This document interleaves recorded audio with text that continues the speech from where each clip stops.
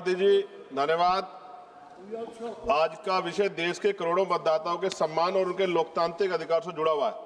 सदन जानता है कि 22 दिसंबर 1930 को बाबा साहब अम्बेडकर लंदन स्थित सेंट जेम्स पैलेस में आयोजित फर्स्ट राउंड टेबल कॉन्फ्रेंस की फ्रेंचाइज उप समिति में अपनी बात रखते हुए उन्होंने स्पष्ट कहा था कि भारत में जिम्मेदार सरकार तभी बन सकती है जब वह उन सभी नागरिकों के प्रति जिम्मेदार हो जिनके जीवन, स्वतंत्रता और संपत्ति पर वह कानून बनाती। और डॉक्टर अंबेडकर ने चेताया था कि सीमित मताधिकार अलग तंत्र को जन्म देगा और सत्ता जनता से दूर होती चली जाएगी। ये चेतावनी केवल भारत के संदर्भ में नहीं थी, बल्कि दुनिया के अनेक लोकतांत्रिक व्यवस्थाओं में भी इसका यही संघर्ष चला।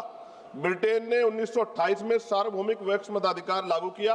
अमेरिका ने 1965 में वोटिंग राइट एक्ट इस सिद्धांत पर आधारित था कि कोई भी प्रशासनिक प्रक्रिया ऐसी ना हो जो गरीब नागरिकों, अल्पसंख्यकों और महिलाओं को मतदान से वंचित करे। न्यूजीलैंड में 1893 में महिलाओं को मतदान का अधिकार मिला और इसके पीछे यही विचार था कि नागरिकता का मूल्य किसी दस्तावेज की उपलब्धता से नहीं बल्कि व्यक्तिगत गरिमा और अधिकार से तय होता है। हमारे अपने इतिहास में भी यही संघर्ष दिखता है।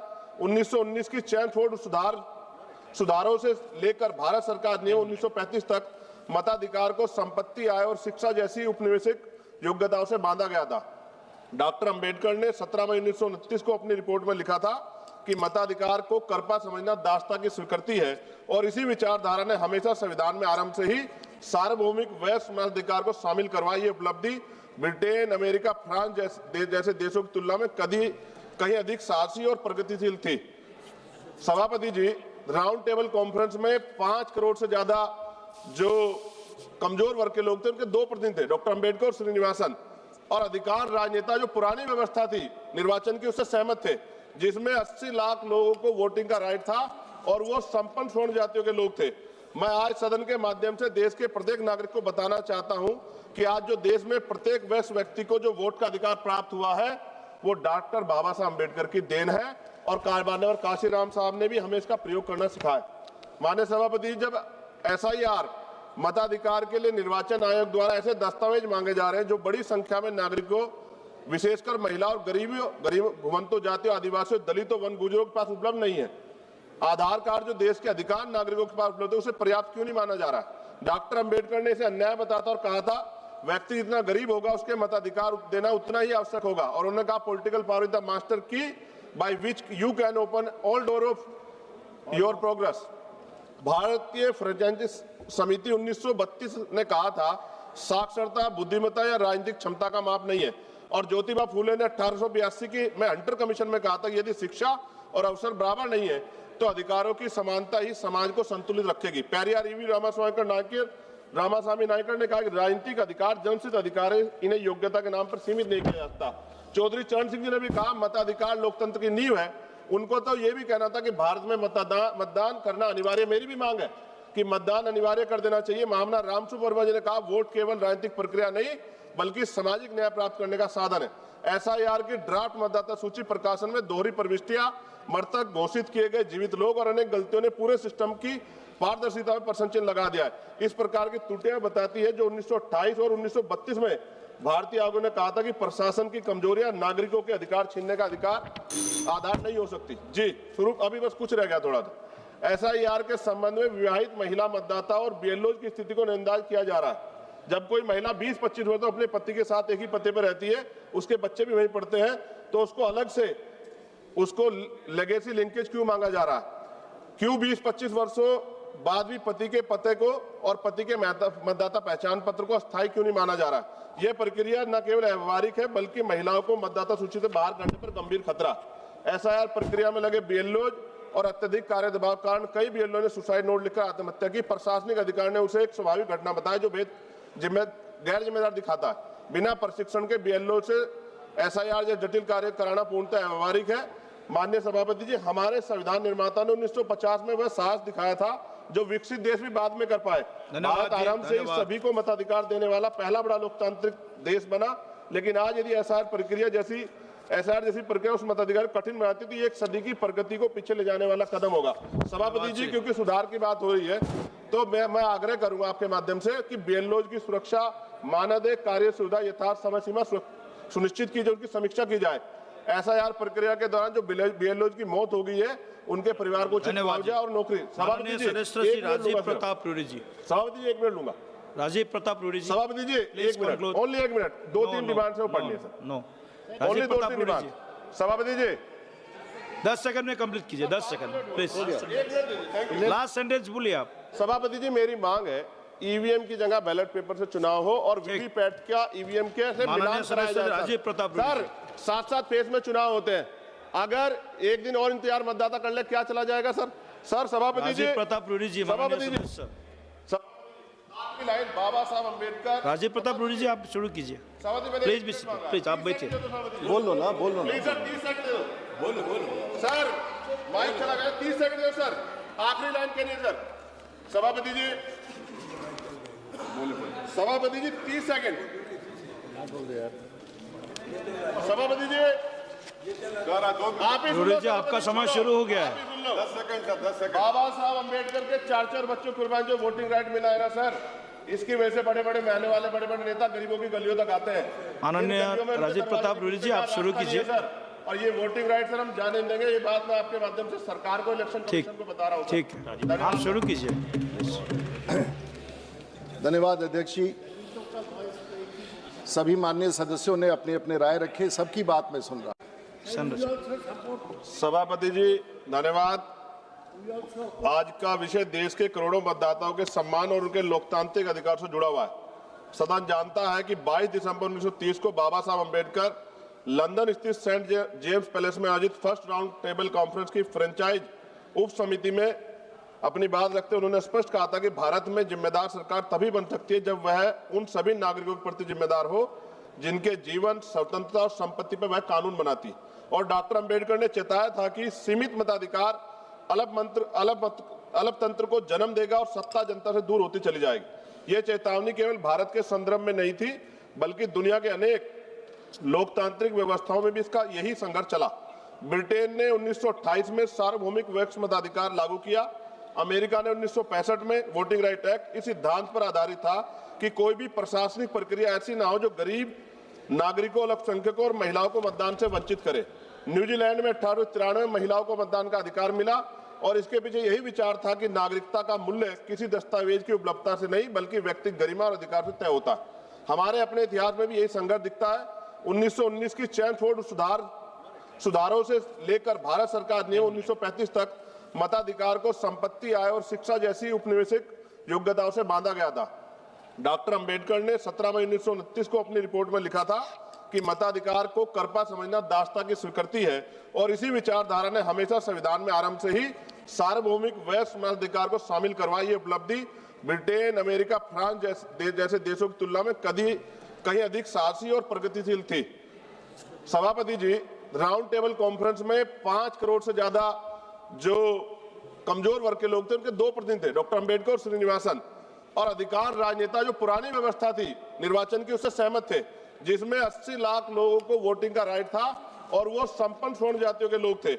मैं आज सदन के माध्यम से देश के प्रत्येक नागरिक को बताना चाहता हूं कि आज जो देश में प्रत्येक वयस्क व्यक्ति को जो वोट का अधिकार प्राप्त हुआ है वो डॉक्टर बाबा साहब अम्बेडकर की देन है और माननीय काशीराम साहब ने भी हमें इसका प्रयोग करना सिखाया।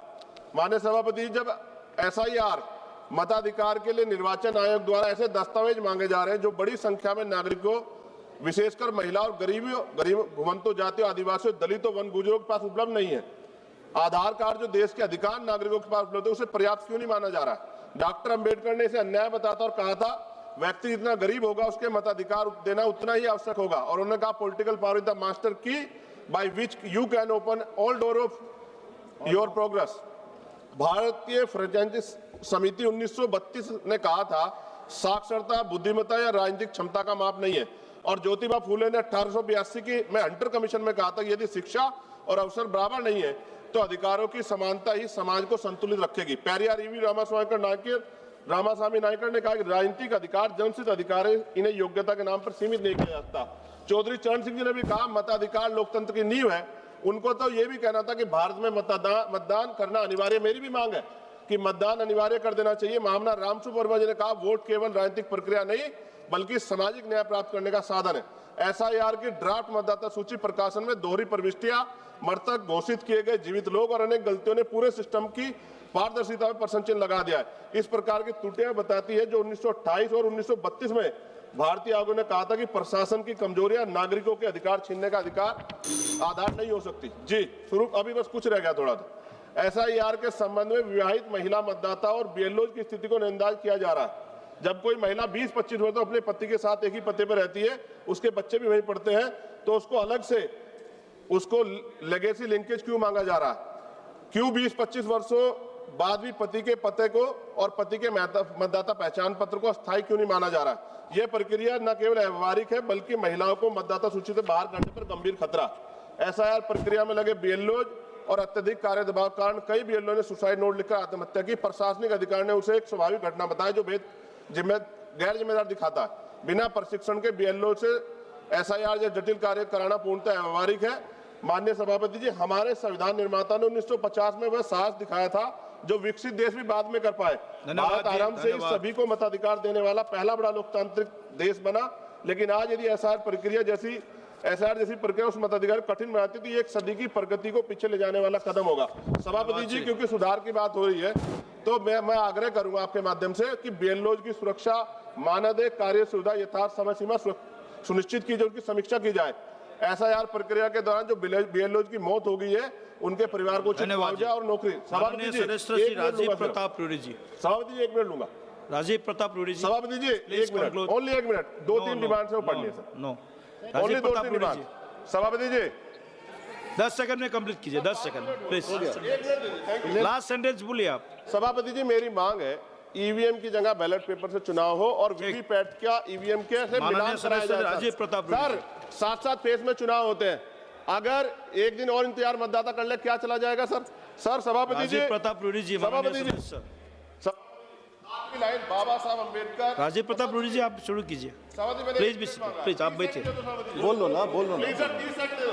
बोलो सर, माइक चला गया। 30 सेकंड दो सर, आखिरी लाइन कहनी सर। सभापति जी 30 सेकंड। सभापति जी आप ही सुन लो। आपका समय शुरू हो गया है। 10 सेकंड सर, 10 सेकंड। बाबा साहब अम्बेडकर के 4 बच्चों कुर्बान जो वोटिंग राइट मिला है ना सर, इसकी वजह से बड़े-बड़े महने वाले बड़े-बड़े नेता गरीबों की गलियों तक आते हैं। माननीय राजीव प्रताप रूडी जी, आप शुरू कीजिए सर। और ये वोटिंग राइट सर हम जाने देंगे, ये बात मैं आपके माध्यम से सरकार को, इलेक्शन कमीशन को बता रहा हूँ। ठीक है, आप शुरू कीजिए। धन्यवाद अध्यक्ष जी। सभी माननीय सदस्यों ने अपने अपने राय रखे, सबकी बात मैं सुन रहा। सभापति जी धन्यवाद। आज का विषय देश के करोड़ों मतदाताओं के सम्मान और उनके लोकतांत्रिक अधिकार से जुड़ा हुआ है।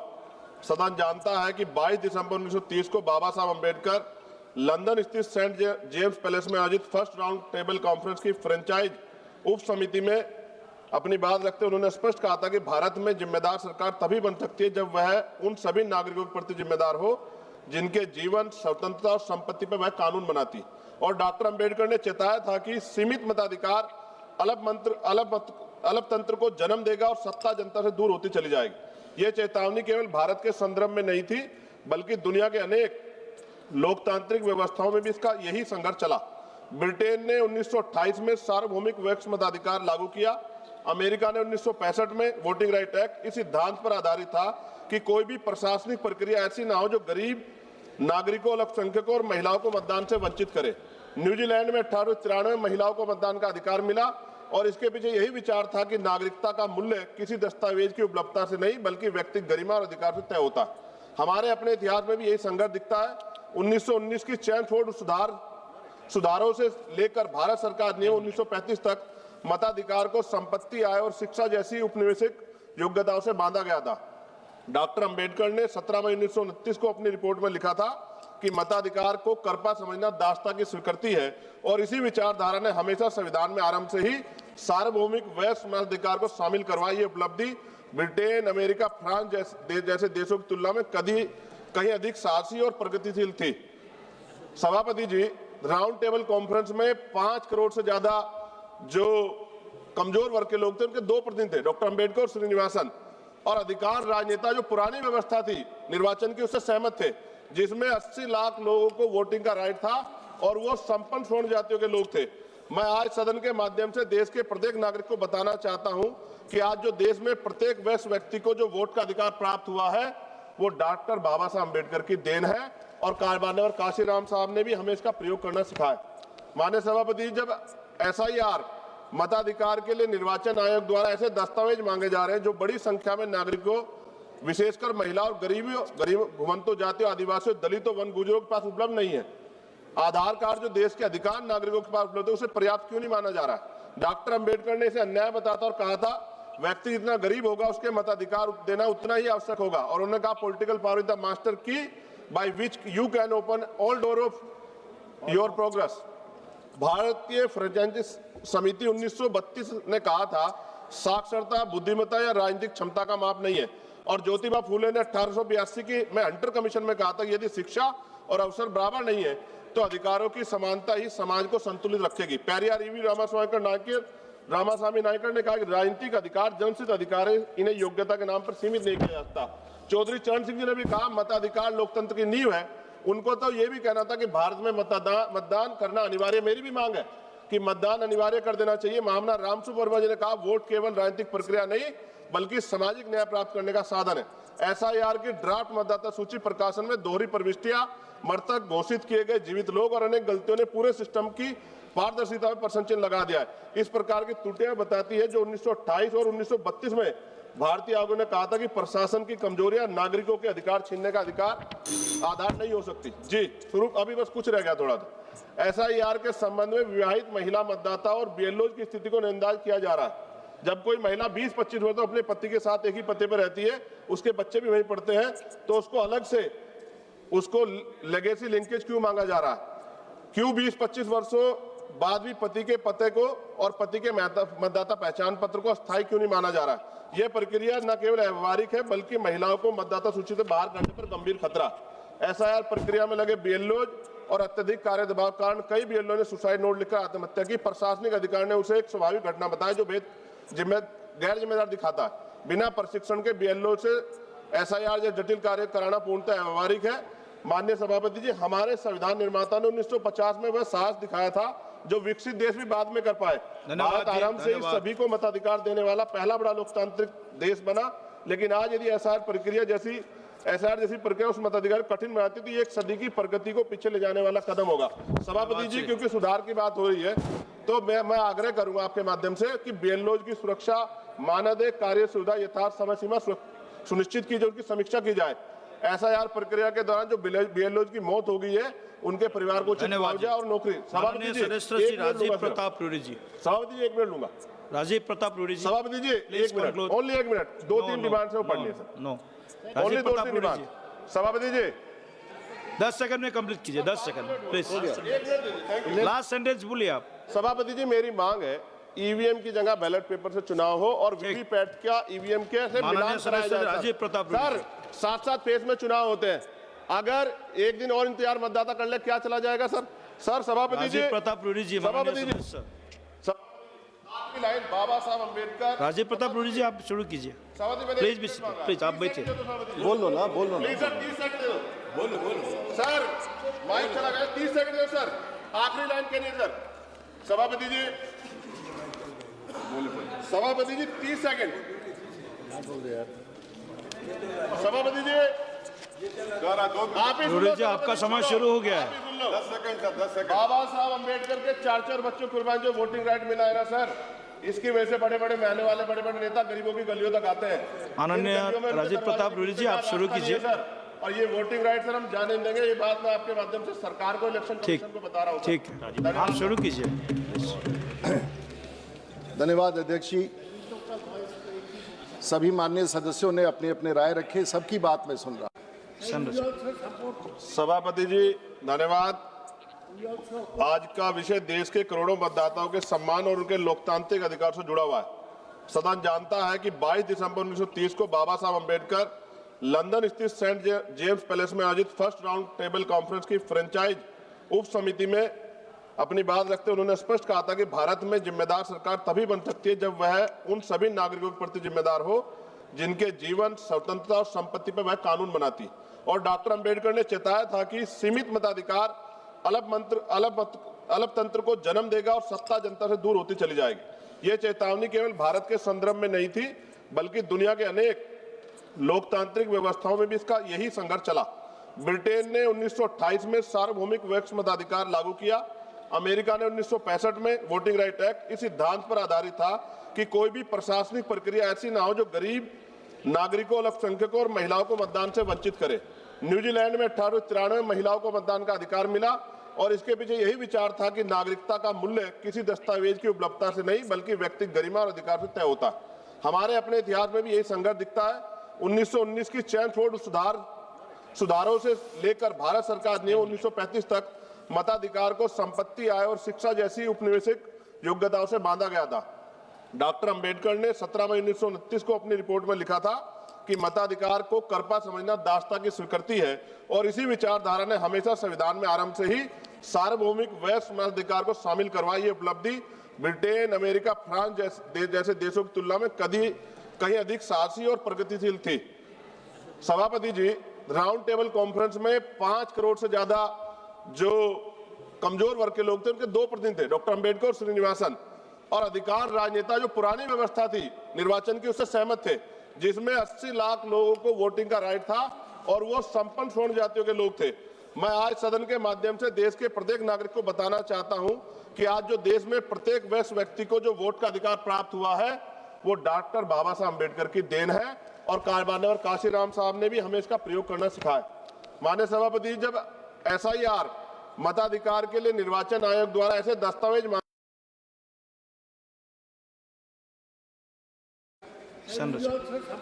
सभापति जी धन्यवाद। आज का विषय देश के करोड़ों मतदाताओं के सम्मान और उनके लोकतांत्रिक अधिकार से जुड़ा हुआ है। सदन जानता है कि 22 दिसंबर 1930 को बाबा साहब अम्बेडकर लंदन स्थित सेंट जेम्स पैलेस में आयोजित फर्स्ट राउंड टेबल कॉन्फ्रेंस की फ्रेंचाइज उप समिति में अपनी बात रखते हुए उन्होंने स्पष्ट कहा था कि भारत में जिम्मेदार सरकार तभी बन सकती है जब वह उन सभी नागरिकों के प्रति जिम्मेदार हो जिनके जीवन, स्वतंत्रता और संपत्ति पर वह कानून बनाती। और डॉक्टर अंबेडकर ने चेताया था कि सीमित